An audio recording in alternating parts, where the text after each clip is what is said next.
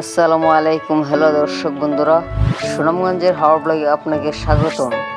মন ভালো হওয়ার মতো দৃশ্য এই ব্লগে যা যা দেখবেন।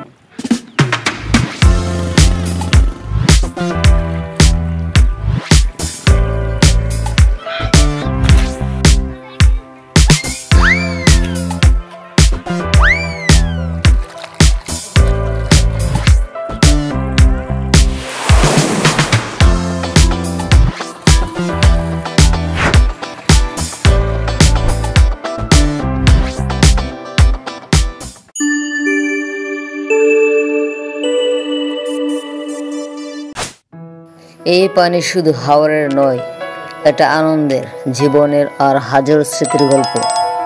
এটা সেই হাওর যেখানে শিশুরা খেলে, মানুষ গোসল করে প্রাণ ভরে, আর ঝেলে জাল ফেলে জীবনের ওষুধ খুঁজে।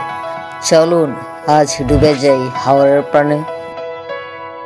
প্রিয় দর্শক, হাওরের শিশুদের কাছে পানি খেলার মাঠ। কেউ পানিতে সাঁতার কাটছে, কেউ ঝাঁপ দিচ্ছে, আবার কেউ নৌকা নিয়ে মাছ ধরছে আপন মনে। এই পানির মধ্যে যেন লুকিয়ে আছে ওদের মুক্তি। কোনো দামি খেলনা নয়, এই বিশাল জলরাশি ওদের সবচেয়ে প্রিয় বন্ধু।